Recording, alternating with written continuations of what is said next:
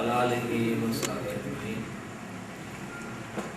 أما بعد فأعوذ بالله من الشيطان الرجيم. بسم الله الرحمن الرحيم. ومن أحسن قولا ممن دعا إلى الله وعمل صالحا وقال إنني من المسلمين. صدق الله العظيم. واجب الکرام، علماء جماعت، واجب الکرام، ہم سفر مقدم بھائیوں اور بزرگوں، میں اپنے تنظیمی ذمہ داران کا ان کو مبارکباد پیش کرتا ہوں اور آپ کو بھی اس پروگرام کی مشارکت سے اللہ تعالیٰ نے ہمیں یہاں مل بیٹھنے کا موقع فراہم کیا. اللہ آپ کے آنے کو قبول فرمائے اور قدم قدم پر آپ کو اجر عظیم عطا فرمائے. آپ کے سفر کو اور آپ کے یہاں پر قیام کو آپ کے لیے بلندی درجات کا ذریعہ بنائے اور اسلامی تحریک کی تقویت کا ذریعہ بنائے. میں پروگرام کے عنوان میں تھوڑی سی تبدیلی کروں گا. ہاں تو مجھے دیا گیا بدلتی دنیا اور دینی جماعت. ہم نے اس لیے آپ کا خطاب رکھا ہے اجول کا آپ نے آپ بتایا. تو بدلتی دنیا اور اسلامی تحریک، اس لیے کہ جن جماعتوں کو ہم دینی جماعتیں سمجھتے ہیں ان کو ہم مذہبی جماعتیں کہہ سکتے ہیں. دینی جماعت صرف اسلامی تحریک جو دین کو، اسلام کو مکمل نظام زندگی کی حیثیت سے پیش کرتی ہے اور تمام تفرقات اور مسالک سے بالاتر ہو اللہ کے بندوں کو اللہ کے دین کی طرف بلاتی ہے. باقی جو جماعتیں ہیں مسالک کی بنیاد پر ہم ان کے دین کی نفی نہیں کرنا چاہتے، لیکن ان کی دعوت دین سے زیادہ اپنے مقصد کی طرف ہے. تو اس لحاظ سے بدلتی دنیا اور اسلامی تحریک کہ کس طرح سے عالمی سطح پر انقلابات برپا ہو رہے ہیں اور اس میں اسلامی تحریک کا کیا کردار ہے اور بدلتی دنیا کی بھی ہم کیا تعریف کریں کہ کس تاریخ کی سے بدلتی دنیا کو بھی پیمانہ میں شمار کریں. وہ ایک دن، ایک مہینہ، ایک سال گزرا ہوا یا آنے والا، حالات اتنے تیزی سے بدل رہے ہیں اور اس قدر بین الاقوامی حالات میں تبدیلیاں رونما ہو رہی ہیں کہ اس میں دن اور سال کے بارے میں کوئی ہم تجزیہ مکمل نہیں کر سکتے اور کوئی حقیقی تجزیہ کرتے ہوئے کسی نتیجے پر پہنچنا اور اس کی روشنی میں مستقبل کا کوئی نقشہ بنا. اس کے لیے ایک ایسا ہمیں دورانیہ متعین کرنا پڑے گا کہ جس کے مد و نظر کی روشنی میں ہم حالات کے نقشے کو دیکھ سکیں. ویسے اللہ نے اپنی کتاب میں فرمایا کہ اس کے نزدیک ہمارے حساب کتاب کے مطابق ایک دن 1000 سال کا ہے اور 10,000 سال کا بھی فرمایا. تو اگر اس کو اس پیمانے سے ہم دیکھیں تو جس کو ہم صدیاں شمار کرتے ہیں اللہ کے نزدیک یہ لمحے ہے، لیکن کم از کم 100 سال کے حالات کا اگر ہم تجزیہ کریں تو اس سے ہم ایک صحیح تجزیہ بھی کر سکتے ہیں اور آپ جب جس مقام پہ کھڑے ہیں مستقبل کے ایک بنتے ہوئے منظر نامے میں اپنے کردار کو تعین کر سکتے ہیں۔ وہ آج 2012 ہے اور 1912 کہ دنیا کا آپ نقشہ دیکھیں تو آج کی نسبت حالات بہت تشویشناک تھے۔ پوری دنیا استعمار کے قبضے میں تھی۔ مسلمانوں کے فخر کی علامت خلافت راشدہ کا سورج ڈوب ہو رہا تھا اور ترکی کو مرد بیمار کا خطاب دیا جا رہا تھا۔ سارا عالم عرب وہ استعمار کے قبضے میں تھا اور اس دور کی 2-3 بڑی استعماری طاقتیں بندر پانٹ کر کے اپنے اپنے حصے پر انہوں نے قبضہ جما لیا تھا۔ کہیں پہ برطانیہ کا قبضہ تھا اور کہیں پہ مصر کا قبضہ تھا اور کہیں پہ اٹلی کا قبضہ تھا۔ برے صغیر جس پہ 1000 سال تک مسلمانوں نے حکومت کی، مکمل طور پر وہ انگریزوں کی گرفت اور قبضے میں چلا گیا۔ 2-3 ممالک جن میں آزادی کی ایک رمق ہمیں ایک ٹمٹماتی ہوئی نظر آتی ہے، وہ ایران ہے اور افغانستان ہے اور ترکی بہرحال نامسان حالات سے گزار ہے۔ اور یہ قبضہ، یہ استبدادی قبضہ ایک ہمہ پہلو قبضہ تھا۔ اس کے نتیجے میں مسلم ریاستیں اور مسلم خطے بھی مقبوضہ ہو گئے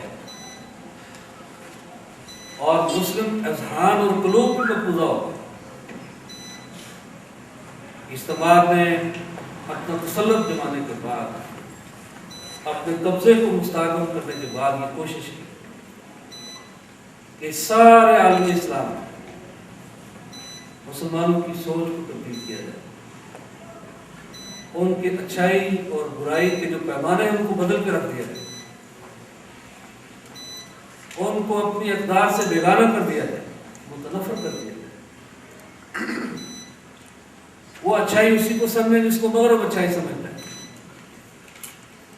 وہ برائی اسی کو قرار دے جس کو کہ مغرب برائی سمجھتا ہے۔ تو یہ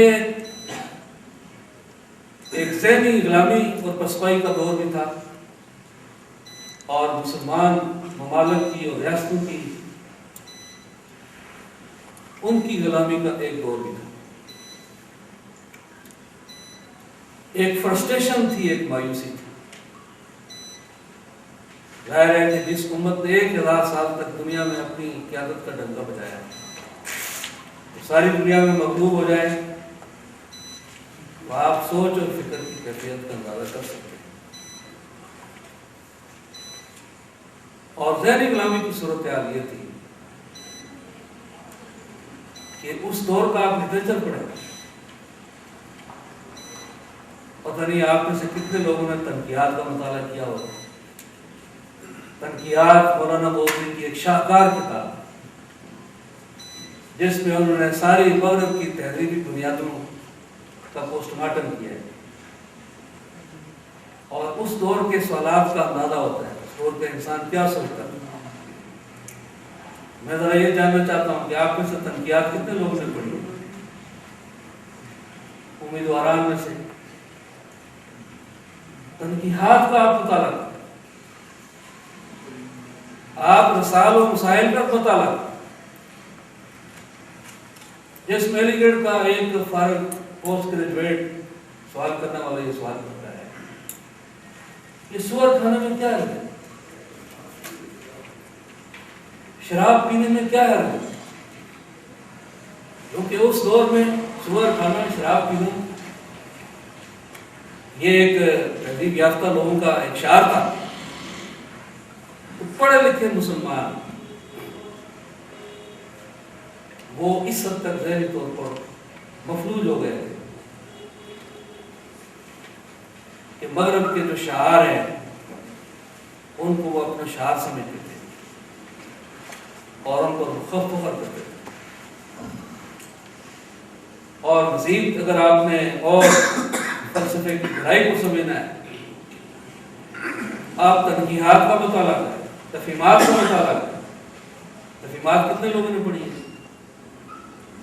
रसायल और मसाइल, ये इल्म का एक समुंदर है जो हमने लाइब्रेरी में महफूज रखा हुआ। तो मुसलमान हर एतबार से, ज़हनी एतबार से भी गुलाम हो गए थे, एक हिस्सा से कमतरी का शिकार था। और सूरत हाल यहाँ तक पहुंची कि मोहम्मद अली चौर उस दौर के बड़े बहादुर और जरी मुस्लिम रहनुमा था। उन्होंने बड़ी हसरत से कहा दिल्ली की जामा मस्जिद में खिताब करते हुए कि काश के कोई मुसलमान मुफक्कर और साहिब कलम ऐसा उठे जो जिहाद के खिलाफ होने वाले प्रोपेगेंडे का मुंह तोड़ जाए। यानी जिहाद के बारे में एक बेसरवा एक इल्जामात पूछा कि इस्लाम जो है वो तो तलवार और बंदूक से फैला है, उनके पास तो कोई दलील और हिकमत है नहीं, और शूटी और संगठन। और इस जिहाद से बेदारी के अमल को एक इदारती शक्ल देने के लिए एक झूठा नबी यहाँ खड़ा किया गया गुलाम मोहम्मद कादियानी के नाम से, जिसको उस दौर के बड़े बड़े तालीमी याफ्ता लोगों ने उसको नबी तस्लीम करके उसके हाथ में बैत कर ली। यानी ये जो नोबेल प्राइज होल्डर साइंसदान थे हमारे डॉक्टर अब्दुल सलाम, ये उस दौर का बहुत बड़ा पढ़ा लिखा इंटेलेक्चुअल दानिश्वर था। हत्ता के अल्लामा इकबाल के बड़े भाई भी कादियानी हो गए और बड़े बड़े खानदानों के चश्मो चिराग मदल्लल अंदाज से जिहाद फी सबिलिल्लाह की वजाहत करे किसी मदानत के बगैर। तो सैयद मदूदी की सबसे पहली शाहकार किताब जो है वो अल जिहाद फिल इस्लाम, पता नहीं वो कितने लोगों ने पढ़ी है, उसको भी आप पढ़ें, आप देखें कि किस तरह से उन्होंने फ़लसफ़ा जिहाद को दफ़ा किया है। और सैयद मदूदी खुद लिखते हैं कि इसी मकाले की इसकी तफ्तीश और तहकीक के दौरान मुझ पर अल्लाह की इस दीन की नियामत के जो मुख्तलिफ पहलू थे वो रोशन हुए, और फिर मताले और जस्तजू के नतीजे में अल्हम्दुलिल्लाह उन्होंने एक फिर इस्लामी तहरीक कायम की, जमात इस्लामी। तो ये उस दौर की कैफियत थी। और मुसलमानों ने इन सारे मसाइल के बावजूद इस्तेमार को चैलेंज किया। मशरक़ से मगरब जहाँ पर भी आप देखेंगे सियासी तहरीकें भी उठीं और मसल्ह तहरीकें भी उठीं, इस्तेमार के ख़िलाफ़ उनकी क़यादत दीनी कायदीन ने की। आप बरे सगीर के अंदर देखें, तहरीक मुजाहिदीन को देखें, रेशमी रुमाल तहरीक को देखें, तीतू मीर की तहरीक को देखें, और फिर 1857 का जहाद एक गुमनाम जहाद है, और उसका जो असल हीरो है वो हमारी बदकिस्मती है, हमारे मुहक्किकीन की, हमारे तारीखदानों की। और उस जहाद में भी चूंकि एक दीनी क़यादत और दीनी किरदार का एक बहुत बड़ा किरदार था, तो इसलिए जानबूझ के उसको मख्फी रखा गया। 1857 का जो जहाद था वो हज़रत शाह वलीउल्लाह के खलीफा थे अहमदुल्लाह शाह, वो उनकी क़यादत में लड़ा गया अंग्रेज़ों के ख़िलाफ़। यहाँ पे आप देखें जदोजहद, मशरक़ वुस्ता में आप देखें, अलजायर में आपको अब्दुल कादिर अलजायरी मिलेंगे, और मिस्र में आपको इमाम हसन अल बन्ना शहीद मिलेंगे, जिन्होंने अंग्रेज़ की इस्तेमार को चैलेंज किया। और इसी तरह आपको तुर्की के अंदर सईद नौरूसी मिलेंगे, और फ़िलिस्तीन के अंदर आपको मुफ्ती फ़िलिस्तीन अमीन अल हुसैनी मिलेंगे। ساری دنیا کے اندر جو بھی بیداری اور مزاحمت کی تحریک، اور سوڈان کے اندر مہدی سوڈانی ملیں گے، ایک ہماگیر جدوجہد ہوئی، لیبیا کے اندر شیخ عمر مختار ملیں گے جنہوں نے ایک نظریاتی جہاد کیا، استعمار کو اس کو چیلنج کیا، اس کا مقابلہ کیا، اور بالآخر الحمدللہ اس استعمار کا بوریا بستر مسلم دنیا سے لپٹا گیا، اور آج اللہ کے فضل و کرم سے ہمارے پاس 57 اسلامی ریاستیں ہیں۔